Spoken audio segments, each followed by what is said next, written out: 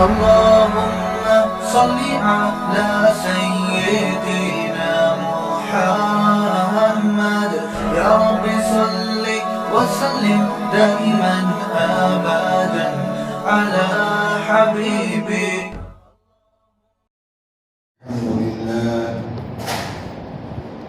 الحمد لله نحمده ونستعينه ونستغفره ونؤمن به ونتوكل عليه ونعوذ بالله من شرور أنفسنا ومن سيئات أعمالنا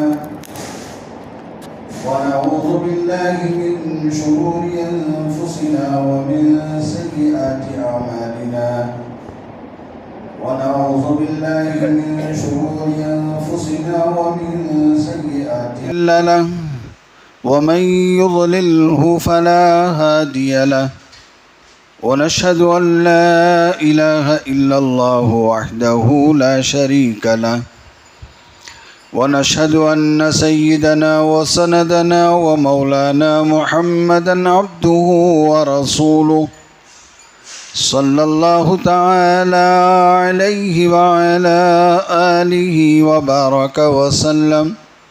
وبارك وسلم تسليما كثيرا أما بعد فقد قال الله تبارك وتعالى في القرآن المجيد أعوذ بالله من الشيطان الرجيم بسم الله الرحمن الرحيم إنا أعطيناك الكوثر فصل لربك وانحر إن شانئك هو الأبتر.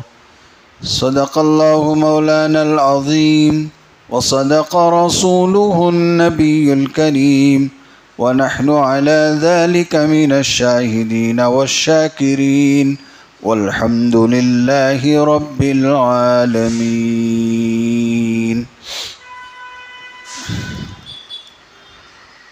بزرگان محترم، حاضرین کرام،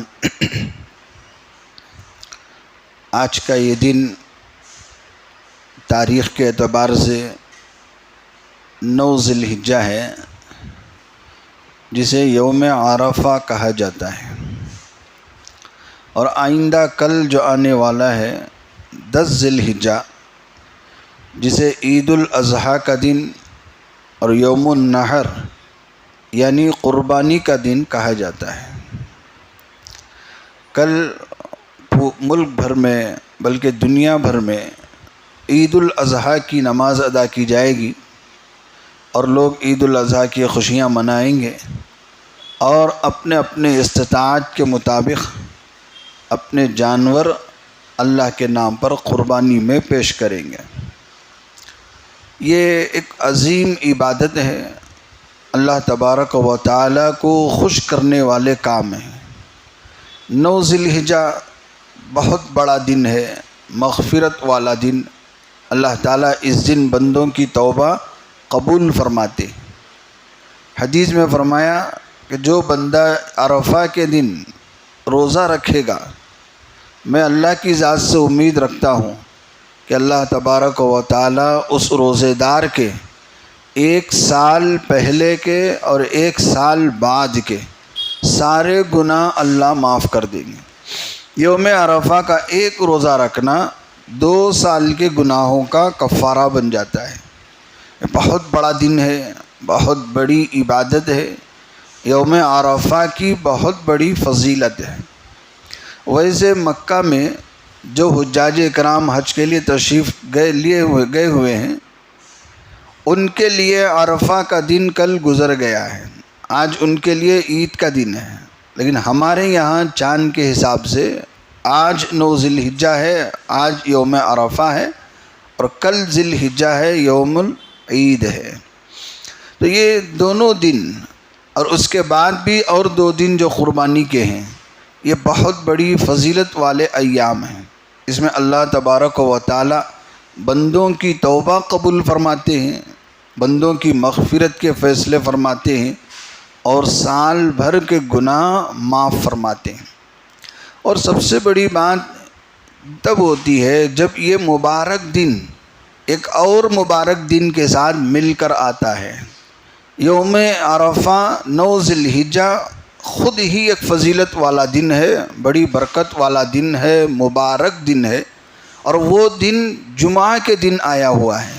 تو جب ایک مبارک دن دوسرے مبارک دن کے ساتھ ملتا ہے تو اس کی برکتیں اور زیادہ ہو جاتی ہیں، اس کے فضائل اور زیادہ بن جاتے ہیں، اور وہ دن اور قیمتی بن جاتا ہے، انمول بن جاتا ہے۔ اللہ تبارک و تعالی نے اپنے فضل و کرم سے ہم سب کو اس سال کا یوم عرفہ آج کا دن یعنی جمعہ کا دن عطا فرمایا۔ بہت بڑا فضیلت والا دن ہے، یہ جمعہ کی فضیلتیں اور برکتیں بھی حاصل ہو گئیں، اور یوم عرفہ کا جو رتبہ ہے، جو مرتبہ ہے، جو مقام ہے، اور اس کی جو برکت اور فضیلت ہے وہ بھی حاصل ہو جاتی ہے۔ اور جب بندہ اس دن روزہ رکھتا ہے تو جیسا کہ نبی کریم صلی اللہ علیہ وآلہ وسلم نے ارشاد فرمایا، مجھے اللہ کی ذات سے، اللہ کی رحمت سے امید ہے کہ وہ 1 سال پچھلے اور 1 سال اگلے سارے گناہوں کو معاف کر دے گا۔ تو آج کا دن یہ بڑی فضیلت والا دن ہے، ایک ایک لمحہ اس کو قیمتی بنانا ہے۔ اور دن ہم کیسے بھی گزار لیں، لیکن آج کا دن اور دنوں کی طرح نہ گزارے، اس دن کو کچھ خاص بنانا ہے، اس دن کو ہمیں کچھ خاص کر کے دکھانا ہے۔ ایسا نہیں کہ دوسرے دنوں میں جیسے ہم گزار رہے ہیں ویسا ہی آج کا دن بھی گزار دیا تو کوئی بات نہیں ہوئی، کوئی بات نہیں بنتی۔ بات تو تب بنے گی کہ بندہ کچھ خاص کر کے دکھائے، اللہ تعالیٰ کے لیے کچھ کام کر کے دکھائے، اللہ تعالیٰ کی عبادت کرے، توبہ استغفار کرے، تلاوت کرے، ذکر و اذکار کرے۔ احادیث کے اندر بہت ساری فضیلتیں آئی ہوئی ہیں۔ جب بندہ ان اعمال کو پورا کرتا ہے، بجا لاتا ہے، تو اللہ تبارک و تعالیٰ اپنے فضل و کرم سے وہ انعامات اسے عطا فرماتے ہیں۔ جیسا کہ حدیث پاک میں آتا ہے، جمعہ کے متعلق حکم یہ ہے کہ جب جمعہ کی اذان ہو جائے تو اپنے کاروبار بند کر دو، اپنے کام دھندے چھوڑ دو، اور اللہ کے ذکر یعنی نماز جمعہ کے لیے نکلو، دوڑو۔ اللہ نے قرآن مجید میں دوڑنے کا حکم دیا کہ جب نماز جمعہ کی اذان ہو جائے تو جمعہ کے لیے اب دوڑ لگاؤ۔ دوڑ لگانے کا مقصد اور منشا یہ ہے کہ جمعہ کی نماز کو جانے میں جلدی کرو۔ جیسے کسی آدمی کی ٹرین چھوٹ رہی ہے، وقت قریب ہے، تو وہ آدمی دوڑ لگاتا ہے۔ اب یہاں دوڑ اس لیے نہیں لگا رہا ہے کہ یہاں کوئی دوڑ کا مقابلہ چل رہا ہے، ریسنگ کا مقابلہ چل رہا ہے، بلکہ اس کا دوڑ لگانا اس لیے ہے کہ تاکہ ٹرین نہ چھوٹ جائے، سواری نہ چھوٹ جائے، اس کے لیے آدمی دوڑ لگاتا ہے۔ تو جمعہ کی نماز کے لیے دوڑ اس لیے لگا رہے ہیں تاکہ جمعہ ہم سے نہ چھوٹ جائے، جمعہ کی برکت اور جمعہ کے فضائل ہم سے نہ چھوٹ جائیں۔ اس لیے فرمایا جمعہ کی اذان کے بعد فَاسْعَوْا إِلَىٰ ذِكْرِ اللَّهِ وَذَرُوا الْبَيْعَ، اللہ کے ذکر یعنی نماز جمعہ کے لیے دوڑو، جلدی کرو، اور کاروبار چھوڑ دو، اپنے جو دھندے ہیں مصروفیات ہیں وہ چھوڑ دو، اب جمعہ کی نماز کے لیے دوڑو۔ پھر جمعہ کی نماز کے بعد جیسے ہی جمعہ کی نماز سے تم فارغ ہو جاؤ، نماز ادا کر لو، اب کاروبار کے لیے بازار کی طرف جاؤ، کھیتی باڑی کرنی ہے، کاروبار کرنا ہے، تجارت کرنا ہے، مزدوری کرنا ہے، جو بھی آپ کے کام ہیں، دھندے ہیں، ان دھندوں کی طرف جاؤ۔ یہ حکم ہے اللہ کی طرف سے۔ اللہ کے نبی صلی اللہ علیہ وآلہ وسلم نے ایک اور بات ارشاد فرمائی، اگر کوئی بندہ جمعہ کی اذان سے پہلے آ جائے، جمعہ کی اذان سے پہلے آ جائے مسجد کو جمعہ کے لیے، اور آ کے اچھی طرح وضو کرے، ضروریات سے فارغ ہو کر اچھی طرح وضو کرے اور 4 رکعت سنت پڑھے، پھر اس کے بعد خاموشی کے ساتھ، ادب کے ساتھ چپ کا بیٹھا رہے اور خطبہ غور سے سنیں، اردو خطبہ ہو، عربی خطبہ ہو، اسے غور سے سنیں، پھر اس کے بعد نماز ادا کر لیں۔ پھر نماز پڑھ لینے کے بعد جو سنت نوافل ہیں وہ پڑھ چکے، اس کے بعد اب تھوڑی دیر بیٹھ کر کوئی بندہ یہ کلمہ پڑھتا ہے، یہ تسبیح پڑھتا ہے، سبحان اللہ و بحمدہ، کوئی زیادہ لمبا چوڑا کلمہ نہیں ہے، کوئی زبان میں مشکل والا کلمہ نہیں ہے، ہر کوئی بندہ پڑھ سکتا ہے، بڑا چھوٹا ان پڑھ پڑھا لکھا ہر کوئی یہ کلمہ پڑھ سکتا ہے، سبحان اللہ و بحمدہ 100 مرتبہ پڑھ لے جمعہ کے دن۔ ایک خاص عمل میں آپ حضرات کو بتا رہا ہوں جو حدیث میں اللہ کے نبی صلی اللہ علیہ وسلم نے بیان فرمایا۔ کوئی بندہ جمعہ کی نماز کے لیے اذان سے پہلے مسجد کو آ جائے اور چپکا بیٹھا رہے، بیان اور خطبہ غور سے سنے اور جمعہ کی نماز بڑے خشوع کے ساتھ ادا کرے، پھر جو سنتیں نفلیں ہیں وہ پڑھ چکنے کے بعد اب تھوڑی دیر بیٹھ کر باہر نکلنے میں کوئی جلدی نہ کرے، اطمینان سے مسجد میں جہاں نماز پڑھ رہا تھا اسی جگہ بیٹھ جائے اور 100 مرتبہ یہ کلمہ پڑھے، سبحان اللہ و بحمدہ۔ تو اللہ کے نبی صلی اللہ علیہ وآلہ وسلم نے ارشاد فرمایا کہ اس کلمے کو پڑھنے والے بندے کے 1,00,000 گناہ اللہ معاف فرمائیں گے، 1,00,000 گناہ اس بندے کے معاف فرمائیں گے اور 24,000 گناہ اس کے والدین کے معاف فرمائیں گے۔ یہ بہت بڑی فضیلت ہے، بہت بڑا عمل ہے کہ فرمایا کہ کوئی بندہ جمعہ کے دن یہ تسبیح تھوڑی دیر بیٹھ جائے، وقت لگائے تاکہ باہر نکلنے میں کوئی جلدی نہ ہو، شور شرابہ نہ ہو، بھیڑ بھاڑ نہ ہو، دھکم دھکا نہ ہو، اطمینان سے بیٹھ جائے اور 100 مرتبہ یہ کلمہ پڑھ لے تو رسول اللہ صلی اللہ علیہ وسلم نے فرمایا 1,00,000 گناہ اس بندے کے اور 24,000 گناہ اس بندے کے والدین کے معاف فرمائیں گے۔ تو گویا 1,24,000 گناہ معاف ہوں گے 100 مرتبہ یہ کلمہ پڑھنے سے۔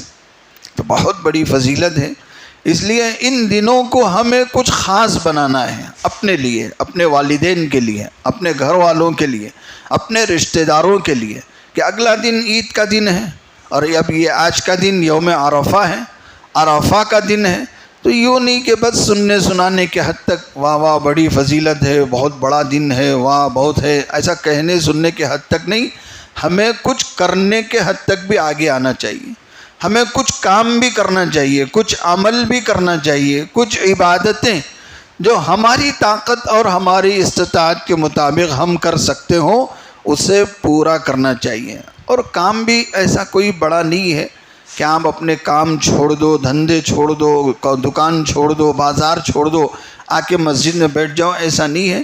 اپنے کام دھندوں کے ساتھ اپنے ہی دکان میں، اپنے ہی گھر میں بیٹھ کر آپ کچھ بھی کام کر لے آج کا دن جسے یوم عرفہ کہتے تو اللہ تبارک و تعالیٰ کو بہت پسند ہے۔ جیسا کہ فرمایا ان دنوں میں، جیسا کہ ایام تشریق ہے، ان دنوں میں سارے مسلمان مرد ہو عورتیں ہوں سب فرض نماز ادا کرنے کے بعد تکبیر پڑھی جاتی ہے تو اس تکبیر کا پڑھنا اللہ تعالیٰ کو بہت پسند ہے۔ تو نمازوں کے علاوہ بھی آدمی چلتے پھرتے اپنے دھندوں کے ساتھ زبان سے یہ تکبیر پڑھتا رہے تو اللہ تبارک و تعالیٰ کو ان دنوں میں تکبیر پڑھنا بہت پسند ہے، اللہ کی بڑائی بیان کرنا بہت پسند ہے۔ اللہ کو بڑی خوشی ہوتی ہے کہ میرا بندہ میری بڑائی بیان کر رہا ہے۔ جب مالک خوش ہوتا ہے، جب مالک کسی بندے کے عمل کو دیکھ کر مسکراتا ہے اور خوش ہوتا ہے تو سمجھ لینا کہ اس بندے کا بیڑا پار ہو گیا، کہ اللہ نے اس کے گناہ معاف کر دیے، کہ مالک خوش ہو گیا ہے۔ جب مالک خوش ہوتا ہے 2 فائدے بندے کو ملتے ہیں، 2 فائدے ملتے ہیں، ایک مزدوری زیادہ ملتی ہے، دوسرا فائدہ غلطیاں معاف ہو جاتی ہیں۔ یہ 2 فائدے ہیں کس کے؟ جب مالک خوش ہوتا ہے، ہمارا یجمان خوش ہو گیا، مالک خوش ہو گیا تو جان دے جا چھوڑ دیتا ہے، کیوں؟ غلطی معاف ہو گئی، مالک خوش ہو گیا۔ اب مزدوری دینے کا ٹائم خوش ہوا ہے تو بس 10 20 50 روپے زیادہ دے دیتا ہے کہ مالک کیا ہے؟ اس بندے سے خوش ہے۔ آج کا دن اللہ کی بڑائی بیان کرو، اللہ کی کبریائی بیان کرو، اللہ اکبر چلتے پھرتے پڑھتے رہا کرو۔ جب ہمیں ہمارا مالک اس حال میں دیکھے گا تو ہمارے سے خوش ہوگا، اور جب مالک ہمارے سے خوش ہوگا تو ہمارے دو فائدے ملیں گے۔ ایک فائدہ ہمارے گناہ معاف ہو جائیں گے، دوسرا فائدہ مزدوری زیادہ ملے گی، ثواب اجر نیکی زیادہ ملے گا۔ تو یہ ہے فائدے ہیں جب اللہ بندے کو ایسے موقع دیتے ہیں، ایسے چانسز دیتے ہیں کہ تم یہ کر لو میں معاف کر دوں گا، تو ایسے موقع بار بار نہیں ملتے، ایسے موقع بڑے قیمتی ہوتے ہیں۔ تو ان دنوں کو جو قیمتی دن ہیں ان کو مزید اور قیمتی بنانا ہے، مزید اور جو ہے اسے زیادہ انمول بنانا ہے۔ ایسا نہیں کہ دوسرے دنوں میں جیسا رہے ویسا ہی آج بھی گزار دیا، تو کوئی بڑا کام نہیں۔ اس لیے بندوں کو چاہیے آج کے اس دن کے ایک ایک منٹ کی قدر کریں، ایک ایک لمحے کی قدر کریں۔ آج آپ جو کر سکتے ہیں اللہ کو خوش کرنے کے لیے وہ کام کریں۔ آپ جو ہے قرآن پڑھیں، سورہ کہف پڑھیں، جمعہ کا دن ہے، اور نماز کے بعد تھوڑی دیر بیٹھ کر یہ تسبیح 100 مرتبہ پڑھیں، سبحان اللہ و بحمدہ، تو آپ کے 1,00,000 گناہ اور والدین کے 24,000 گناہ معاف ہوں گے۔ تو یہ فائدہ ہے آج کے دن کا۔ اس لیے ایک تو آج جمعہ کا دن ہے، دوسرے آج عرفہ کا دن ہے۔ بہت سارے بندوں نے ماشاءاللہ آج روزہ رکھا ہوگا، اگر روزہ نہ بھی رکھے ہوں یہ عمل کا موقع ہے کہ آپ اللہ کی عبادت کریں، قرآن پاک کی تلاوت کریں، کثرت سے استغفار کریں، کثرت سے اللہ کی تکبیر، اللہ کی بڑائی بیان کریں، یہ اللہ کو بہت پسند ہے۔ آج ہم میدان عرفات پہ نہیں ہیں، اپنے اپنے جگہ پر ہیں، لیکن اپنے اپنے جگہ پر رہنے والے بندوں کو بھی اللہ نے محروم نہیں رکھا، اللہ نے موقع دیا۔ نبی کریم صلی اللہ علیہ وسلم نے فرمایا جو بندہ اپنے مقام میں رہتے ہوئے عرفہ کا روزہ رکھ لے، فرمایا 1 سال پہلے کے 1 سال بعد کے 2 سال کے گناہ معاف ہوتے، تو محروم نہیں رکھا اللہ نے۔ نبی پاک صلی اللہ علیہ وآلہ وسلم کی برکت سے اللہ نے ہمیں وہ مواقع عطا فرمائے کہ ہم کوئی ایک کام بھی کر لیں تو ہمیں نیکی مل جائے گی، اجر مل جائے گا، ثواب مل جائے گا۔ آج بندوں کو ایک ہی فکر ہے، دنیا کی زندگی میں آدمی کو اتنا بھروسہ ہے، دنیا کی چیزوں سے اتنا لگاؤ ہے، تو آدمی چاہتا ہے کہ کوئی ایسا موقع مل جائے کہ اس سے ہمیں پیسہ مل جائے، پیسے حاصل ہونے کے آدمی مواقع ڈھونڈتا ہے۔ کون سا کاروبار کریں گے تو زیادہ نفع ملے گا، کون سا کام کیسے کریں گے تو زیادہ پیسے ملیں گے، کس کام میں کم وقت لگے اور کم محنت لگے اور پیسے زیادہ لگے، آدمی سوچتا ہے، کوشش کرتا ہے، عقل لگاتا ہے، جی ہوشیاری کرتا ہے، چالاکیاں کرتا ہے کہ کس طرح ہم زیادہ سے زیادہ پیسہ کما سکے۔ لیکن مسلمان جو ہوتا ہے اس مسلمان کی نظر پیسوں کی طرف نہیں ہوتی، مسلمان کی نظر نیکیوں کی طرف ہوتی ہے کہ وہ کون سا موقع ہے کہ کم وقت میں کم محنت میں زیادہ ثواب ملے، زیادہ اجر ملے، زیادہ ثواب ملے۔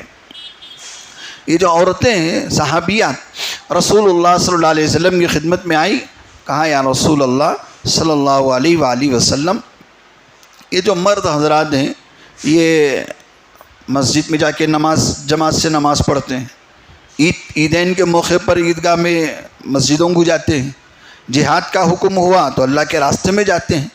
عورتوں کے لیے یہ مواقع نہیں ہیں، عورتیں مسجد نہیں جاتی، عیدگاہ نہیں جاتی، اللہ کے راستے میں جہاد میں نہیں جاتی، وہ تو گھروں میں پڑی رہتی ہیں۔ اب یہ عورتیں مردوں کے یہ نیکیوں والا اجر، ایسے جو کام جو باہر جا کے کیے جاتے ہیں ان کا ثواب عورتوں کو کیسے ملے گا، کیسے ملے گا؟ تو رسول اللہ صلی اللہ علیہ وآلہ وسلم نے فرمایا تم گھروں میں رہ کر اول وقت میں نماز پڑھ لینا، جیسے ہی وقت شروع ہو گیا اذان کا بھی انتظار مت کرو، اذان تو مردوں کے لیے ہے، جماعت کی نماز کے لیے ہے، تمہارے لیے اذان نہیں ہے۔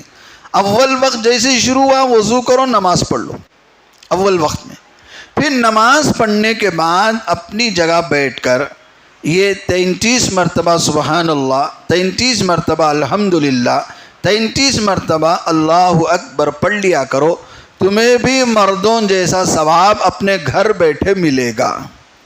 اپنے گھر بیٹھے آپ کو مردوں کے جہاد کا ثواب ملے گا، مردوں کے جماعت کی نماز کا ثواب تمہیں ملے گا۔ عورتیں خوش ہو گئی، یہ تو بڑا سستا سودا ہے، محنت بھی کم، مشقت بھی کم، وقت بھی کم، اور باہر نکلنے کی ضرورت ہی نہیں ہے، اپنے گھر بیٹھے، جیسے آج دور ہے نا، رواج ہے نا، آپ گھر بیٹھے آرڈر کرو، ڈیلیوری، ہوم ڈیلیوری ہے۔ آپ یہ نیکیاں ہوم ڈیلیوری ہیں، آپ گھر بیٹھے عورتوں کے لیے ثواب، گھر بیٹھے آپ نماز پڑھو، اول وقت میں یہ تسبیح پڑھو، آپ کو گھر بیٹھے ہی اجر ملے گا۔ تو عورتوں نے کرنا شروع کیا۔ تو یہ مسلمان، ایک ایمان والا، اس کی پہچان ہے کہ وہ نیکیوں کے حاصل کرنے کی کوشش کرے۔ اسی طرح ایک اور روایت میں ہے، غریب جو صحابہ تھے جن کے پاس پیسہ نہیں ہوتا تھا، وہ صفہ چبوترے میں آ کے بیٹھ جاتے تھے، رسول اللہ صلی اللہ علیہ وسلم کے دربار میں حدیثیں پڑھتے تھے، علم حاصل کرتے تھے۔ ان کو کوئی کچھ مل جاتا تو کھا لیتے، نہیں ملتا تو ایسے بھوکے پڑے رہتے۔ ایسے غریب صحابہ مدینے میں زیادہ تھے۔ وہ صحابہ رسول اللہ صلی اللہ علیہ وسلم کی خدمت میں آئے اور عرض کیا، یا رسول اللہ صلی اللہ علیہ وسلم، یہ جو مالدار صحابہ ہیں جن کو اللہ نے لاکھوں دیا ہے، ہزاروں دیا ہے، وہ صحابہ خیرات کرتے ہیں، صدقات دیتے ہیں، زکوٰۃ دیتے ہیں، اللہ کے راستے میں خرچ کرتے ہیں، ایک ایک روپیے کا وہ ہزاروں نیکیاں کماتے ہیں، ایک ایک پیسوں میں وہ ہزاروں نیکیاں کماتے ہیں۔ تو وہ غریب صحابہ نے نبی پاک صلی اللہ علیہ وسلم سے یہ عرض کیا کہ اگر ہمارے پاس پیسہ ہوتا تو ہم بھی زکوٰۃ دیتے، ہم بھی خیرات دیتے، ہم بھی اللہ کے راستے میں خرچ کرتے، ہم کو بھی وہ نیکیاں حاصل ہوتی جو مالدار صحابہ حاصل کر رہے ہیں۔ آپ ایک اعلان کرتے ہیں کہ اللہ کے راستے میں نکلنا ہے، جس کے پاس جو ہے وہ لا کے ڈال دے، تو مالدار صحابہ لا کے ڈالتے ہیں، اور ہمارے پاس کچھ نہیں ہے لا کے ڈالنے کے لیے، ہم تو غریب ہیں، ہم کیا کریں؟ ان مالدار صحابہ کے برابر نیکیاں ہمیں بھی حاصل ہو تو ہم کیا کریں؟ تو رسول اللہ صلی اللہ علیہ وسلم نے غالباً صحابہ کو وہی تسبیح بتائی جو عورتوں کو بتائی، کہ 33 مرتبہ سبحان اللہ، 33 مرتبہ الحمدللہ، 34 مرتبہ اللہ اکبر پڑھ لیا کرو ہر فرض نماز کے بعد، تو تمہیں بھی ان مالدار صحابہ کے برابر نیکیاں ملیں گی۔ اب ہوا کیا معلوم، غریب صحابہ آئے، فرض نمازاں کے بعد یہ پڑھنا شروع کرے۔ اب مالدار صحابہ دیکھے، جو چھوٹے چھوٹے صحابہ ہیں، نماز کے بعد اٹھ کر نہیں جا رہے ہیں، بیٹھ کے کچھ چپکے سے پڑھ رہے ہیں، آپس میں ایک دوسرے کی خیر خیریت پوچھ کر کسی نے پوچھ لیا کہ یہ تم لوگ چپ چپکے سے کیا پڑھ رہے ہو؟ تو ان صحابہ نے کہا، رسول اللہ صلی اللہ علیہ وسلم نے ہم غریبوں کو ایک پیکج دیا ہے، وہ تم کو نہیں دیا، ایک پیکج ہے، تم لوگ اللہ کے راستے میں جاتے ہو، جہاد کرتے ہو، اللہ کے راستے میں پیسہ خرچ کرتے ہو، یہ کرتے ہو، وہ کرتے ہو، اور وہ نیکیاں ہم نہیں کر سکتے کہ ہم غریب ہیں، تو یہ غریبوں والا پیکج ہے، ہم وہ کر رہے ہیں۔ تو پوچھا کیا کر رہے ہو؟ تو کہا ہر فرض نماز کے بعد 33 مرتبہ سبحان اللہ، 33 مرتبہ الحمدللہ، 34 مرتبہ اللہ اکبر پڑھ رہے ہیں، یہ عمل کرنے سے ہم کو بھی وہی ثواب ملے گا جو تم کو ملتا ہے۔ تو یہ سننا تھا، مالدار صحابہ نے بھی وہ تسبیح پڑھنا شروع کر دیا، فرض نمازوں کے بعد مالدار صحابہ بھی وہ تسبیح پڑھنا شروع کر دیا۔ اب یہ غریب صحابہ حضور کے پاس آئے ہیں، کہا یا رسول اللہ، آپ یہ کیا عمل ہے؟ دیکھو اب مالدار صحابہ نے بھی وہ عمل شروع کر دیا، آپ نے ہمیں جو پیکج دیا تھا کہ مالداروں جیسا ثواب پانا ہے تو یہ کام کرو، اب مالداروں نے بھی وہ کام شروع کر دیا ہے، اب ہم کیا کریں؟ تو رسول اللہ صلی اللہ علیہ وسلم مسکراتے ہوئے فرمایا، جس نے نیکیوں کے لیے جتنی کوشش کی، اللہ تعالیٰ اسے اس کا پورا اجر دیتے ہیں، چاہے مالدار کرے چاہے غریب کرے، اس میں کسی کو ہم روک نہیں سکتے، بھئی آپ مت کرو، یہ غریبوں والا کام میں نہیں بول سکتے۔ جو آدمی اپنے تڑپ کے ساتھ، اپنے طلب کے ساتھ، اپنے لگن کے ساتھ اللہ کو خوش کرنے کے لیے یہ کوشش کرے کہ وہ کون سا راستہ ہے جس سے ہم نیکیاں زیادہ سے زیادہ کما سکیں، وہ میں کروں۔ یہ نہیں تھا مالدار صحابہ کے پاس، ارے چلو غریباں کیا کی کر لے رہی، ہمیں تو یہاں کما رہی نہ نیکیاں، ہمیں یہ کرنے کی ضرورت نہیں ہے بول کے چپ نہیں تھے، انہوں نے بھی عمل شروع کر دیا۔ اس لیے کہ نبی پاک صلی اللہ علیہ وسلم نے مالداروں کو منع تو نہیں کیا تھا، جب اجازت ہے تو انہوں نے بھی کیا۔ تو عرض کرنے کا منشا یہ ہے، جس طرح ایک تاجر ایک بزنس مین، ایک کاروباری، ایک پیسہ کمانے والا آدمی ایسے راستوں کو تلاش کرتا ہے جہاں سے آدمی کو محنت کم لگے، وقت کم لگے اور مشقت بھی نہ ہو اور پیسے زیادہ سے زیادہ حاصل ہو. تو ایک مسلمان کی بھی کوشش ہونی چاہیے کہ وہ نیکیاں زیادہ سے زیادہ حاصل کرنے کی کوشش کرے، ایسے مواقع کی، ایسے چانسز کی کوشش تلاش کرے کہ وہ کون سا موقع ہے جس میں ہمیں کم وقت میں زیادہ نیکیاں ملیں، زیادہ ثواب ملے. تو یہ ذوالحجہ کا مہینہ ہے، آج کا دن ہے، یوم عرفہ ہے. آج کا دن اللہ تبارک و تعالیٰ کو 2 کام بہت پسند ہیں. آج کا دن ہمیں 2 کام کرنا ہے. ایک کام تو یہ کرنا ہے کہ پہلے ہمیں اللہ کے حضور میں بیٹھ کر سچی پکی توبہ کرنا ہے. سچی پکی توبہ، اے اللہ معاف کر دے، میری زندگی میں جو بھی ہوا، جانے میں انجانے میں جو بھی ہوا ہے وہ تو معاف کر دے. تو اللہ تبارک و تعالیٰ عرفہ کے دن اللہ اپنے بندوں کو معاف کرتے ہیں، اس لیے کہ جب بندہ اللہ کے حضور میں معافی مانگتا ہے تو اس کا مطلب یہ ہے کہ بندے نے اب خدا کو پہچان لیا کہ خدا ہی معاف کرنے والا ہے اور خدا معاف کریں گے. اس یقین کے ساتھ جب بندہ اللہ کے سامنے آج کا دن آ کے بیٹھتا ہے تو اس نے اللہ کو پہچان لیا. عرفہ کا معنی ہی پہچاننا ہے. میدان عرفات، اس میدان کو عرفات کا میدان 2 وجہوں سے کہا جاتا ہے. ایک یہ وجہ ہے کہ اس میدان میں بندہ اور مالک کے درمیان، خالق کے درمیان ایک پہچان ہوتی ہے کہ بندہ توبہ کرتا ہے، مالک معاف کر دیتا ہے. اب اللہ وہ روتا ہے، گڑ گڑاتا ہے، وہاں تیسرا کوئی نہیں ہوتا. بندے کے بیچ میں تیسرا کوئی آدمی، کوئی مخلوق کوئی نہیں ہوتی. ایک بندہ ہے، دوسرا مالک ہے، خدا ہے. یہ پہچان اس جگہ ہے. اور دوسری وجہ جیسا کہ سیرت کی کتابوں میں ہے کہ وہ میدان جو عرفات کا میدان ہے وہ وہی میدان ہے جہاں اس دنیا میں جنت سے اتارے جانے کے بعد حضرت آدم اور حوا کی اس جگہ ملاقات ہوئی تھی. اس جگہ دونوں ملاقات کیے تھے، پہچان ہوئی تھی، اس لیے اس کو میدان عرفات کہا جاتا ہے.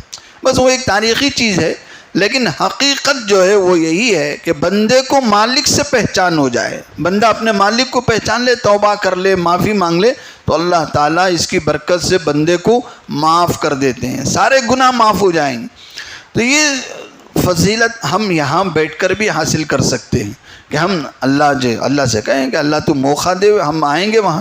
اگر کسی وجہ سے نہیں آئے تو یہیں پر ہم توبہ کرتے ہیں تو اپنے کرم سے اس دن کی برکت سے ہمارے گناہ معاف کر دے. تو ایک کام تو یہ کرنا ہے کہ اللہ کے سامنے ہم سچی پکی توبہ کریں، استغفار کریں. اور دوسرا کام یہ کرنا ہے کہ اللہ تعالیٰ کے یہاں ہمیں زیادہ سے زیادہ تکبیر پڑھنی ہے. اللہ اکبر، اللہ اکبر، لا الہ الا اللہ واللہ اکبر، اللہ اکبر وللہ الحمد. ایک تکبیر تو ہم ان دنوں میں فرض نمازوں کے بعد پڑھتے ہیں. فرض نمازوں کے بعد پڑھنے کے علاوہ اپنے کام دھندوں کے ساتھ چلتے پھرتے گلیوں میں، بازاروں میں، آپ جہاں کہیں بھی رہیں، اللہ کی بڑائی اس تکبیر کو کثرت سے پڑھتے رہے، زیادہ سے زیادہ پڑھتے رہیں. یہ خیر کثیر ہے. ان دنوں میں اللہ تبارک و تعالیٰ نے حضرت رسول اللہ صلی اللہ علیہ وسلم کو بہت ساری بھلائیاں، بہت سارے خیر اور کثیر عطا فرمایا. جیسا کہ سورہ کوثر میں نے خطبے میں تلاوت کی، اس میں اللہ تعالیٰ نے نبی کریم صلی اللہ علیہ وسلم سے ارشاد فرمایا، انا اعطیناک الکوثر، اے نبی ہم نے آپ کو کوثر عطا کیا. اب یہ کوثر عطا کیا، یہ کوثر کیا چیز ہے؟ سب کے ذہنوں میں تو یہی ہے کہ کوثر کا مطلب ہے کہ اللہ تبارک و تعالیٰ قیامت کے دن آب کوثر رسول اللہ صلی اللہ علیہ وسلم کو عطا فرمائیں گے.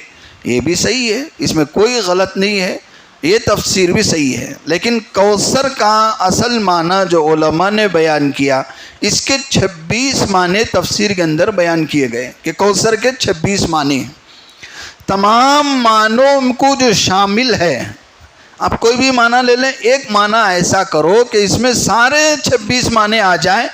وہ معنی ہے خیر کثیر، یعنی بہت ساری بھلائیاں. تو کوثر کا معنی ہے خیر کثیر. اے نبی ہم نے آپ کو خیر کثیر عطا کیا، بہت ساری بھلائیاں، اس میں آب کوثر بھی آ گیا اور کوثر کے جتنے بھی معنی ہیں سب آ گئے، یہ سب خیر کثیر ہے۔ تو ہم نے نبی کریم صلی اللہ علیہ وسلم کو خیر کثیر عطا فرمایا۔ اسی لیے اللہ تبارک و تعالی نے ان دنوں میں اپنی بڑائی بیان فرمائی کہ آپ خیر کثیر چاہتے ہو تو آپ کثرت سے تکبیر پڑھو، اللہ کی بڑائی بیان کرو۔ اسی لیے اللہ نے اس آیت کے بعد انا آتیناک الکوثر کے بعد، یہ ایسی صورت ہے یہاں بیٹھے ہوئے ہر بچے کو یاد ہوگی، ہر بوڑھے کو، ہر جوان کو، ہر مسلمان کو یاد ہوگی۔ جیسے انا آتیناک الکوثر ہم پڑھتے ہیں، اگلی آیت آتی ہے فصلی لربک وانحر، آپ اللہ کے لیے، اپنے رب کے لیے نماز پڑھیے، اور ونحر کا معنی ہے قربانی کیجیے، ونحر کا معنی ہے قربانی کیجیے۔ تو ان دنوں میں اللہ نے ہمیں خیر کثیر عطا فرمایا، تو ہمیں پابندی کے ساتھ نماز ادا کرنا چاہیے، نماز پابندی سے پڑھنی چاہیے۔ جب اللہ تبارک و تعالی بندوں کو کوئی نعمت عطا فرماتے ہیں تو اس کے شکر کے طور پر یہی حکم دیا کہ تم نماز پڑھو۔ تم اللہ کا شکر ادا کرنا چاہتے ہو تو نماز پڑھو۔ یہاں نماز کا حکم نبی کو دیا ہے، اور نبی کے واسطے سے ہم سب کو دیا ہے کہ دیکھو ہم نے تمہیں خیر کثیر عطا کیا۔ یوم عرفہ، یوم النحر، ذوالحجہ کے 10 دن، ایسے ایسے خیر کثیر ہم نے تمہیں دیے ہیں، تو تم کیا کرو؟ پابندی کے ساتھ نماز ادا کرو، پابندی سے نماز پڑھو۔ پھر اس کے بعد دوسرا دن جب آئے گا عید الاضحیٰ کا، اس میں قربانی پیش کرو۔ یہ 3 دن ہیں قربانی کے، 10 ذی الحجہ ہیں، 11 ذی الحجہ ہیں، اور 12 ذی الحجہ کی عصر تک، مغرب سے پہلے تک آپ دن میں یا رات میں کسی وقت بھی آپ قربانی دے سکتے ہیں۔ اگر کسی بندے پر قربانی واجب ہو گئی تو ان دنوں میں اسے قربانی دینا واجب ہے۔ تو یہ قربانی دینے کا حکم دیا، نماز پڑھنے کا حکم دیا، تاکہ ہم خیر کثیر حاصل کر سکیں، خیر کثیر۔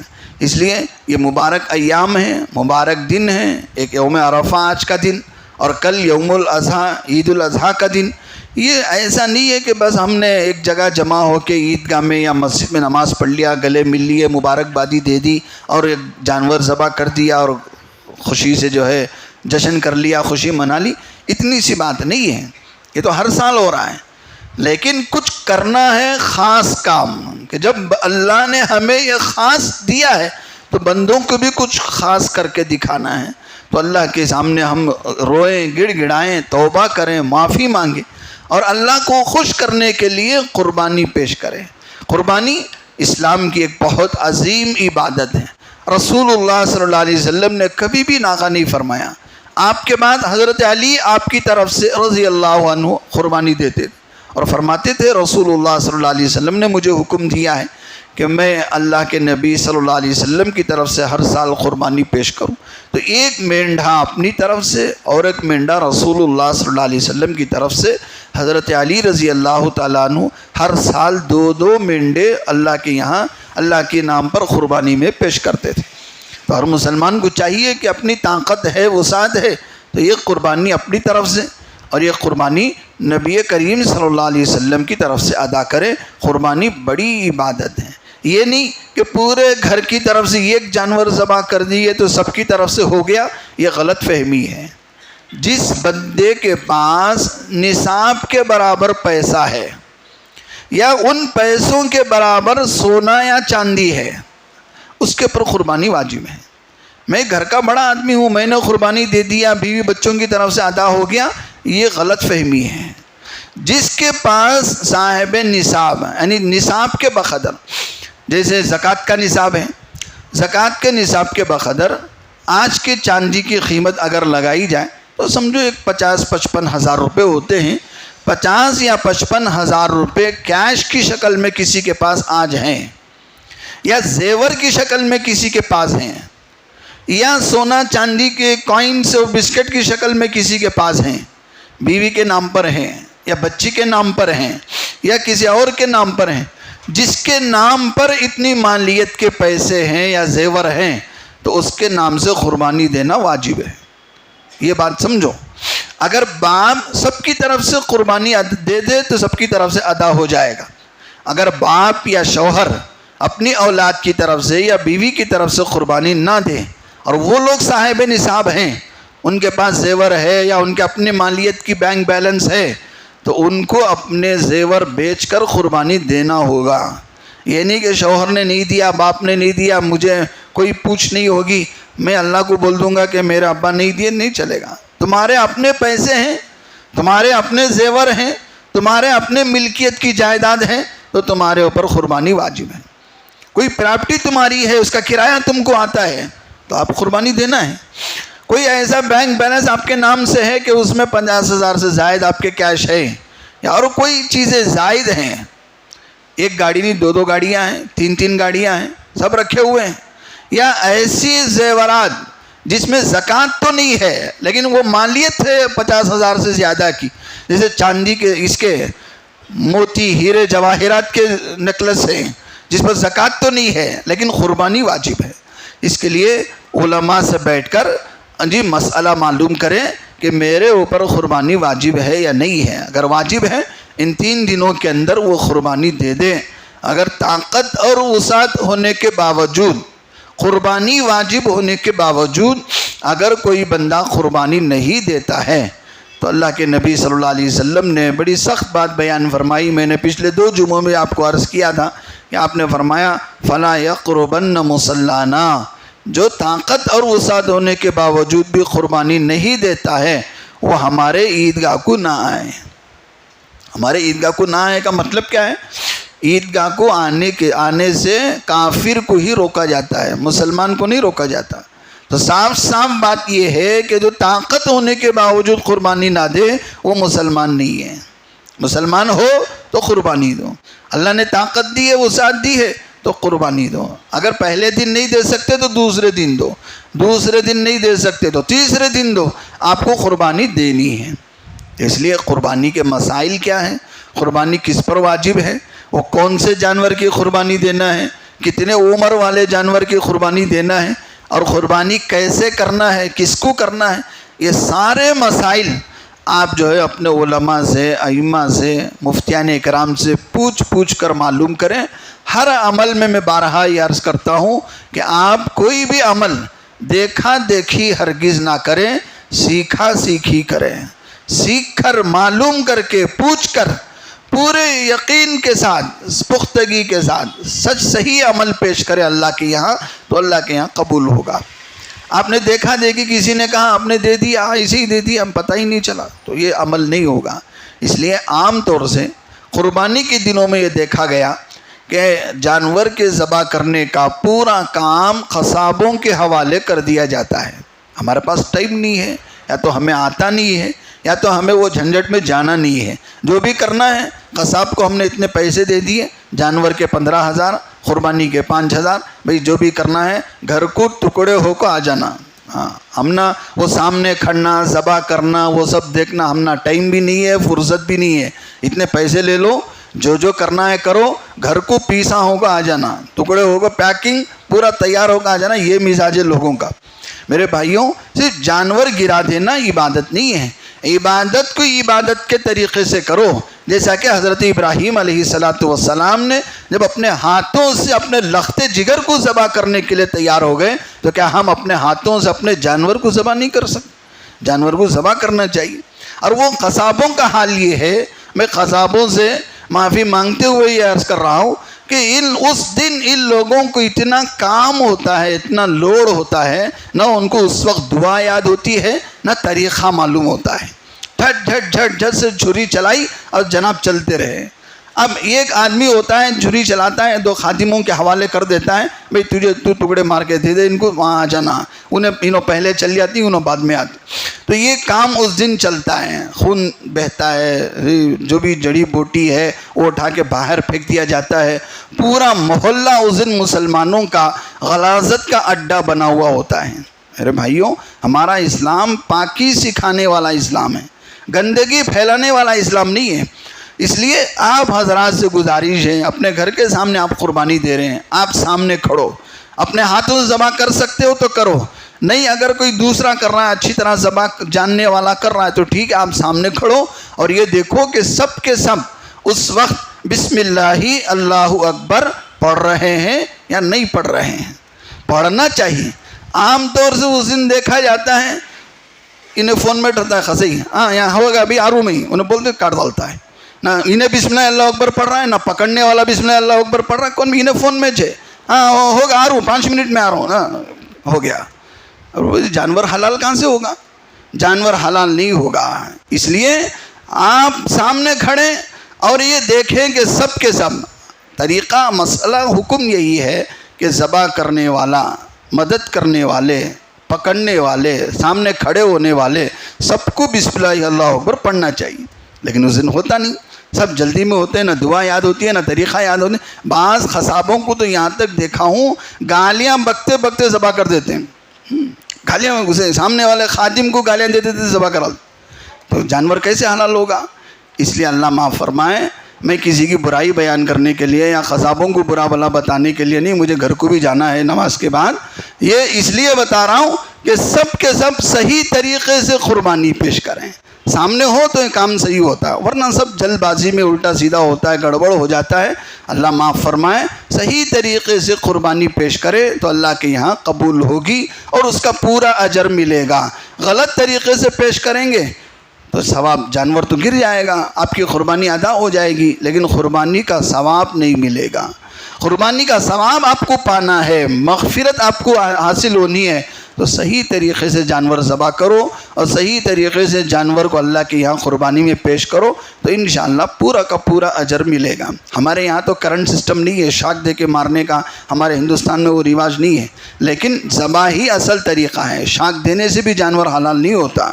آپ کو جانور ذبح کرنا ہے. جو رگیں ہیں دماغ تک پہنچنے والی رگ وہ پہلے کٹتی ہے, پھر اس کے بعد یہ جو رگیں ہیں خون پہنچانے والی دل تک, جو 3 رگیں ہیں, ان رگوں کا کٹنا بہت ضروری ہے. جو صحیح طریقے سے ذبح جانتا ہے وہ ذبح کرے. اگر کوئی آدمی خواہش ہے کہ میں کروں تو پہلے سیکھے, پھر دیکھے, پھر اس کے بعد ذبح کرے, تو انشاءاللہ صحیح طریقے سے جانور حلال ہوگا. اور ہمارے اس ذبح کے طریقے میں جانور کو تکلیف نہیں ہوتی, جانور کو تکلیف کم ہوتی ہے.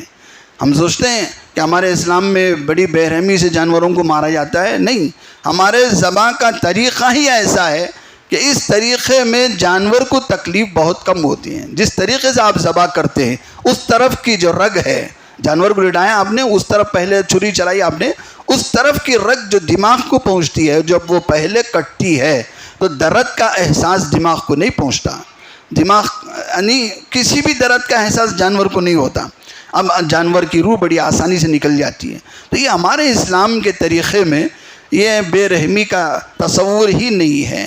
اللہ تعالیٰ نے اپنے کرم سے کسی کو کسی کے تابع کیا ہے تو وہ اس کا ہی نام ہے. یہ کہنا کہ یہ انسانیت نہیں ہے, یہ درندگی ہے, یہ سب اسلامی تصور نہیں ہے.